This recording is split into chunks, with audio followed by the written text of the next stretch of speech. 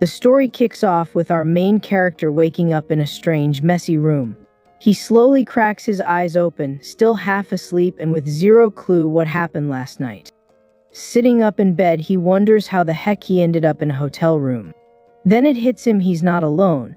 There's a gorgeous woman sleeping soundly right next to him. But a notification on his phone from someone named Zhao Jia suddenly jogs his memory. The texts are pretty aggressive, with the girl demanding to know why he wasn't answering. The MC then remembers that she dumped him right after their freshman year of college. This just confuses him more, because she blocked him, but now she's acting like they're still an item. To clear his head, he decides to check the calendar for the current date.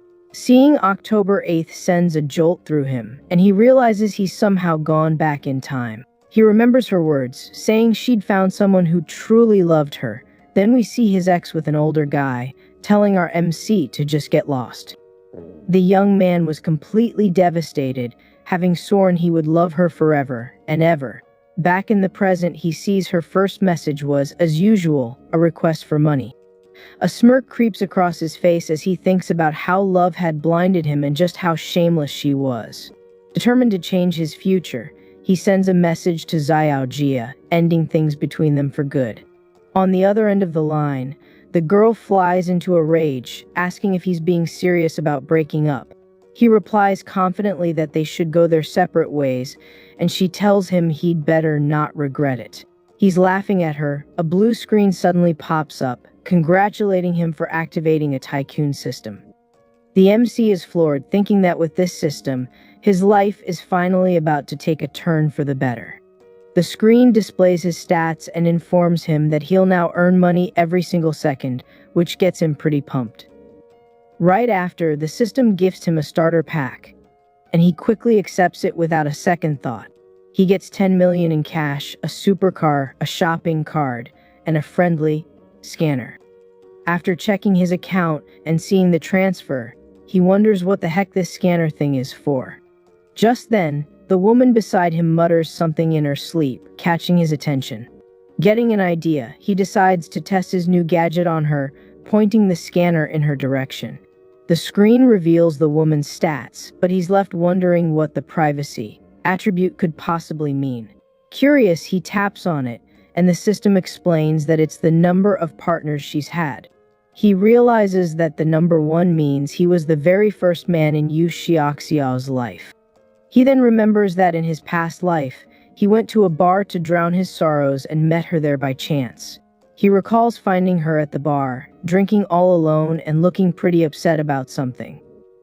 He realizes their night together wasn't about love, but because she was heartbroken and had a little too much to drink. In this moment of reflection, the beautiful woman beside him finally wakes up with a start.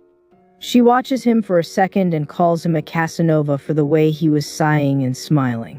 With a confident smirk, the young man just stares back at her without saying a word. Leaning in, he denies that he was reminiscing about the past, which only makes her more curious. Then he whispers that his only regret was not meeting her sooner, leaving her completely flustered. Thanks to his boldness, the system rewards him with a card and a God Tirtong technique skill. He thinks that with this new skill, he can take the girl to paradise in an instant. With that thought, the young man activates his new technique and kisses her in a way she's never felt before. The woman is stunned. The sensation of that kiss was totally different and so much better than the last one.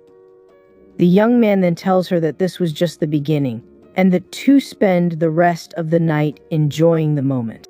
The next morning, he wakes up, stretches, and notices a stack of cash sitting next to him on the bed.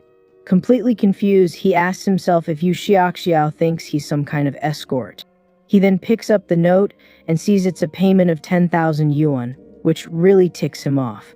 He finds the girl interesting for paying him but regrets not getting her contact info, then focuses on the card. The young man wonders how the item works, and the system explains it's a cash-back multiplier for money spent.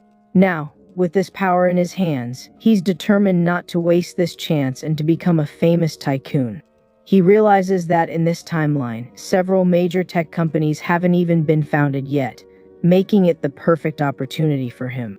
His plan now is to save up enough money to buy tons of shares in these future tech giants. Holding the car key, he thinks about how the city has no limits on real estate purchases, which is perfect. Suddenly, a beautiful woman approaches his car, and he thinks about using his cards to buy a few properties. The woman sits on the hood of his yellow car and, with a smile, asks if the vehicle belongs to him. Our protagonist calmly confirms the car is his and asks what she wants. Excuse, she asks for a ride, claiming a pipe burst in her house. Suspicious of her story, the young man activates his scanner to check the info on the girl, named Chen Liki. He's surprised by her high friendship level, but her privacy attribute of 28 partners sets off alarm bells. Inside the car, he turns down her request for a ride, saying that being with 28 other people is a bit much for him. He drives off, leaving the woman in shock and wondering how he knew about her past. She comments on how handsome the MC was, while an old man just stands there, completely lost. The old man offers to help the woman with her pipes, saying he's been a professional for 30 years. The woman gets annoyed by his offer and immediately calls him a pervert and a creep. The old guy is confused because his technique is top-notch, and he doesn't get why she's yelling at him. Disgusted, she tells him to get lost while he follows her, and the people around them start laughing at the scene. Just then, another man explains to the old-timer that her pipes weren't exactly literal. Surprised by the revelation, he comments on how weird kids are these days as the woman storms off. Running away, the girl complains about her bad luck and how everything went wrong that day. Meanwhile, MC arrives at a real estate agency and is greeted by two agents, a newbie and her boss.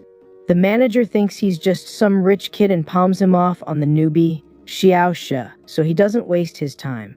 With an air of confidence, our MC steps out of his sports car and walks toward the agency. The boss then encourages the newbie to go it alone, telling her to just follow the procedure they practiced.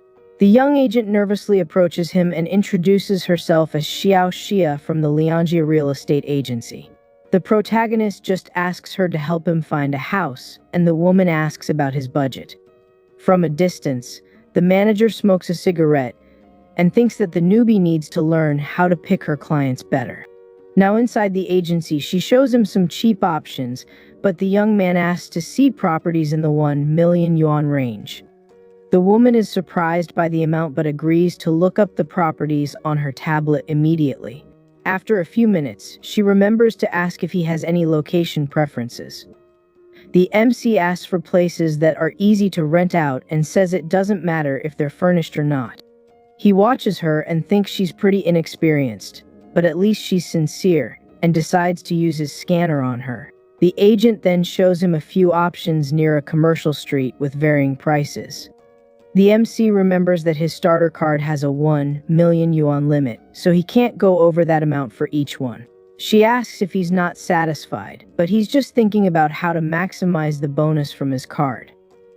He asks if the price of the more expensive houses can be negotiated, because if so, he'll take all 5. He doubles down, saying that if he can get each one for 1 million, he'll pay for it all in cash, leaving the agent in total shock.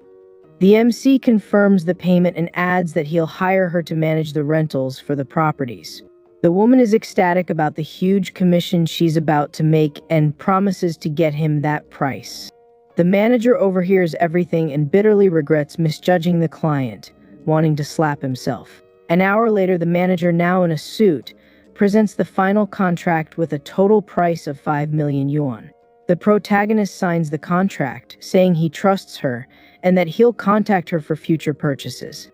The agent is thrilled with her commission and wonders what kind of tycoon he is to already be talking about buying more. The system shows that he received 230 million back from his 5 purchases. With that, his system levels up, and he starts earning almost 1 yuan per second.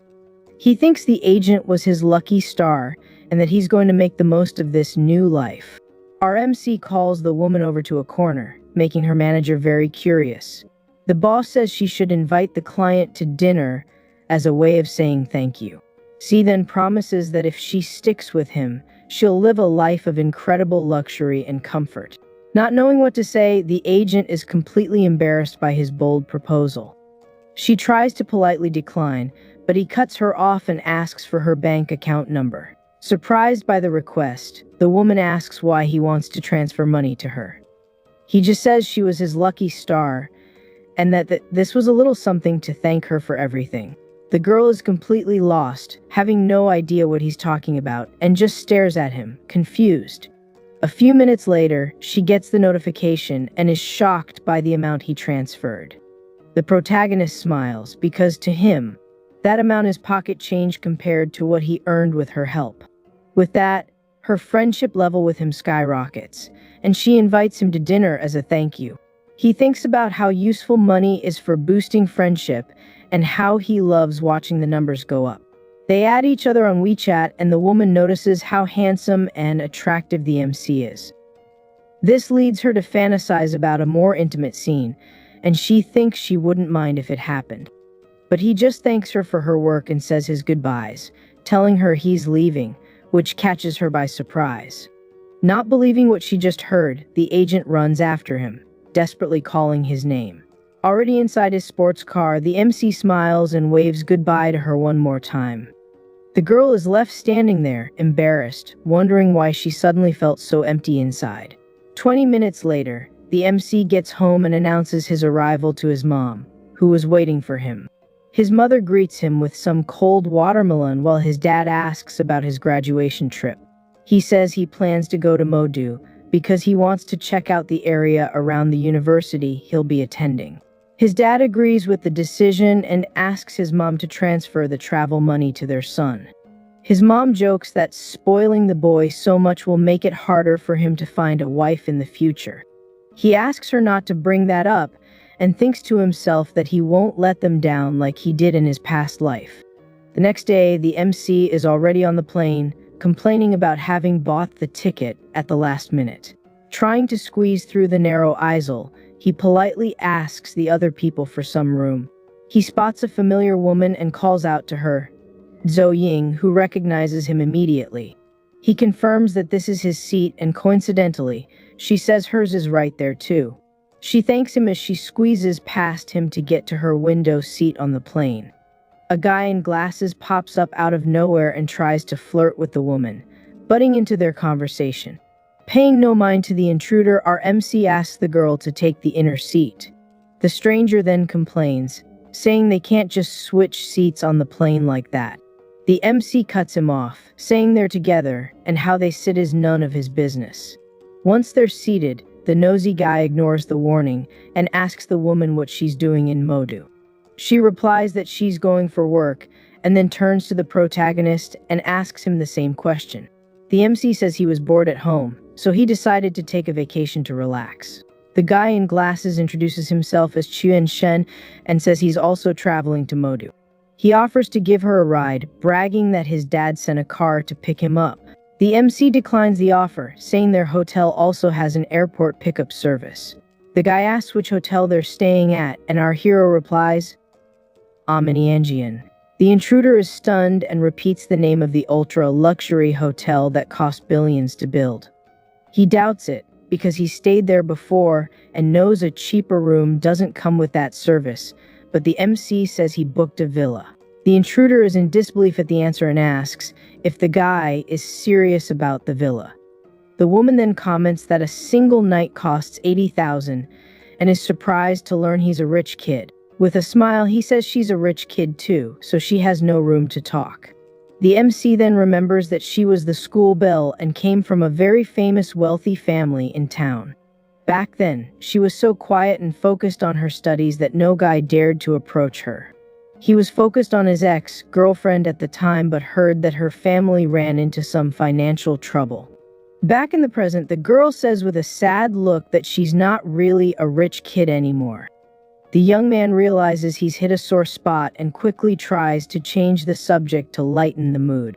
To break the awkward tension, the two start talking about the good old days in high school. The woman laughs a little and agrees that their high school days were really fun. With that, he thinks he's finally broken the ice and decides to use his system on her again. The system screen shows that her privacy is 0 and her friendship has climbed to 75. He wonders if she was already paying attention to him back then, since her friendship level was so high. After landing, a beautiful woman in a suit introduces herself as his private butler, Wang Yoyan. The protagonist is quite impressed with her professionalism, as you'd expect from a place like that. Our MC then asks where Jo Ying is staying, and she says at a friend's house in Pudong. With that, he insists on giving her a ride and asks his butler to take her to her destination first. From a distance, the guy in glasses watches everything and thinks about saving the girl to have a romantic night with her. 25 minutes later, they arrive and the woman thanks him and asks for his contact info to treat him to dinner. He accepts the offer but jokes that she'd better not forget what she promised him. They exchange contacts and our MC says goodbye, telling her not to worry about the ride. The intruder is shocked that the guy just let her go and laments that his heroic plan was ruined. Half an hour later, our protagonist arrives at his villa and thinks the stay was worth every penny. The butler then informs him that his bath is ready, and he decides to go relax for a bit. Suddenly, the woman grabs him from behind, and he jumps, asking what she's doing. She says the service includes helping him undress, but he'll have to handle his own underwear. Once in the hot springs bath, he watches the woman and asks her to wait a moment. The butler explains that scrubbing his back is also part of the service, but she won't be washing him. He enjoys the moment and thinks that up close, she's very attractive and a special service would be nice. The woman says she's only doing this because she felt a connection with him and starts to take off her clothes. With that, she gets into the water with the young man, and he's taken aback by her beauty.